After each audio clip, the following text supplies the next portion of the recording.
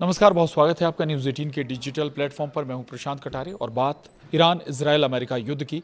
खाड़ी में तनाव एक बार फिर बढ़ता नजर आ रहा है। अब सवाल पीस टॉक पर भी है। साथ ही बताएंगे आपको क्वाड बैठक में अमेरिकी विदेश मंत्री मार्को रूबियो ने ईरान के साथ डील पर क्या कहा और पाकिस्तान ने ट्रंप का कौन सा प्रस्ताव खारिज कर दिया। पूरी डिटेल आज के इस वीडियो में। दरअसल खाड़ी में चल रहे तनाव के हालात को देखते हुए ऐसा लग रहा है जैसे समझौता अब करीब नहीं है।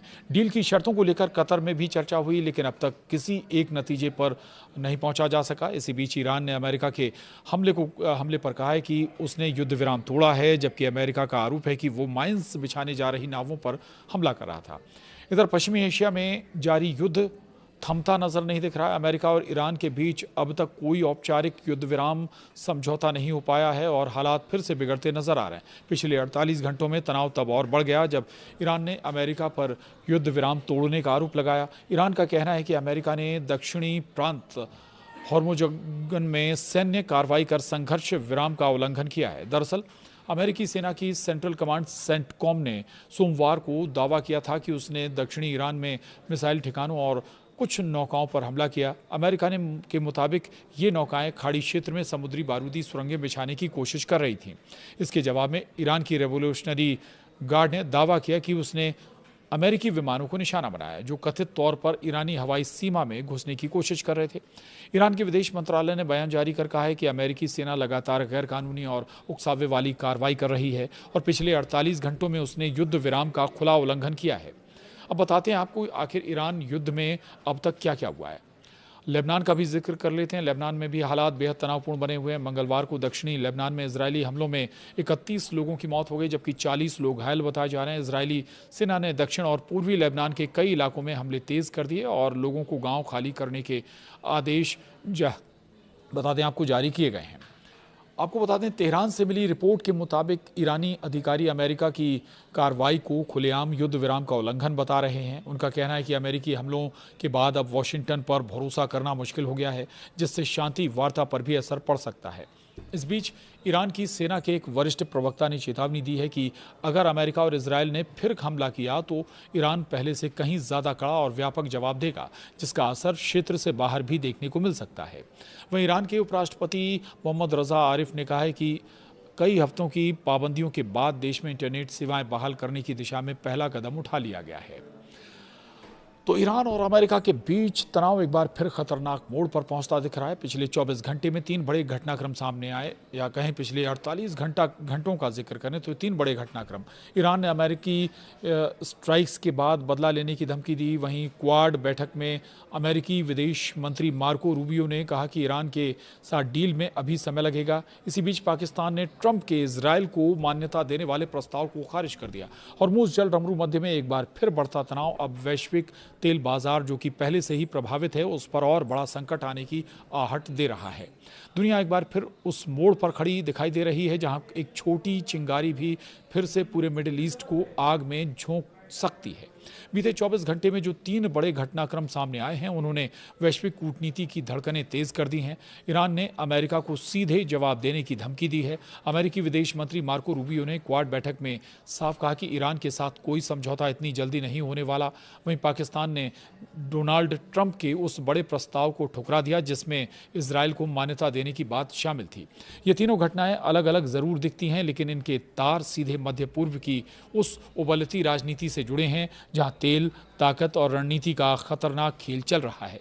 सबसे बड़ी चिंता हॉर्मुज़ जल डमरू मध्य को लेकर है। दुनिया के बड़े हिस्से का तेल इसी रास्ते से गुजरता है और पहले से ही युद्ध के दौरान ये काफ़ी प्रभावित रहा है, जिसका असर अब पूरी दुनिया में देखने को मिल रहा है। अगर यहाँ तनाव एक बार फिर बढ़ा तो सिर्फ मध्य पूर्व नहीं बल्कि पूरी दुनिया की अर्थव्यवस्था अब तक की खतरनाक स्थिति में पहुंच सकती है। बाजारों में पहले से ही बेचैनी दिखाई देने लगी है। विशेषज्ञ मान रहे हैं कि अगर आने वाले दिनों में बातचीत आगे नहीं बढ़ी तो हालात और ज़्यादा विस्फोटक हो सकते हैं। वहीं हाल के दिनों में अमेरिका ने ईरान के मिसाइल लॉन्च साइट्स और स्ट्रेट ऑफ हॉर्मुज़ के आसपास मौजूद कुछ नावों पर स्ट्राइक किए थे। अमेरिका ने इन्हें सेल्फ डिफेंस बताया, लेकिन ईरान ने इसे खुली आक्रामकता माना। इसके बाद इस्लामिक रेवोल्यूशनरी गार्ड कॉर्प्स यानी IRGC ने कड़ा बयान जारी कर बदला लेने की चेतावनी भी दी। इसी बीच क्वाड बैठक में मार्को रूबियो का बयान सामने आया।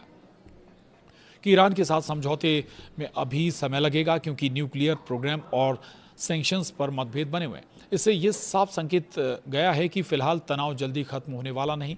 तीसरा बड़ा घटनाक्रम पाकिस्तान से जुड़ा है। ट्रंप प्रशासन चाहता है कि पाकिस्तान भी इजरायल को मान्यता देने की दिशा में आगे बढ़े, लेकिन इस्लामाबाद ने साफ इनकार कर दिया है। पाकिस्तान ने कहा है कि फिलिस्तीन मुद्दे का समाधान हुए बिना ऐसा संभव नहीं है। इन तीनों घटनाओं ने मिलकर ये संकेत दे दिया है कि मध्य पूर्व में शांति की राह अब और कठिन हो गई है। उधर मध्य पूर्व में हालात पिछले कुछ दिनों से लगातार बदल रहे हैं। युद्ध के बाद अमेरिका और ईरान के बीच बातचीत की खबरें जरूर सामने आ रही थीं, लेकिन जमीन पर तनाव कम होता नहीं दिखाई दे रहा। अमेरिकी सैन्य कार्रवाई और उसके जवाब में ईरान की धमकियों ने माहौल को और ज्यादा गंभीर बना दिया है। तेल बाजारों में उतार चढ़ाव बढ़ गया है और वैश्विक निवेशक भी सतर्क नजर आ रहे हैं। हॉर्मुज़ जल डमरू मध्य में किसी भी तरह की अस्थिरता दुनिया के लिए बड़ा खतरा मानी जाती है, क्योंकि यही दुनिया के सबसे बड़े तेल रूट्स में से एक है।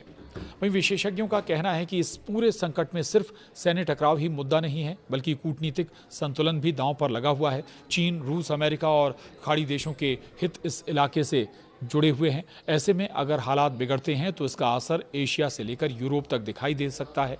यही वजह है कि क्वाड बैठक में भी ऊर्जा सुरक्षा और हॉर्मुज़ को खुला रखने का मुद्दा अहम बन गया है।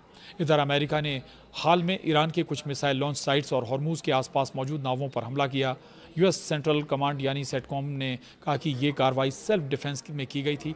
अमेरिकी अधिकारियों का दावा है कि ईरानी बल अंतर्राष्ट्रीय शिपिंग रूट्स के लिए खतरा पैदा कर रहे थे और माइंस बिछाने जैसी गतिविधियों में शामिल थे। इन हमलों में कई IRGC नावों और मिसाइल साइट्स को नुकसान पहुंचाने का दावा भी किया गया।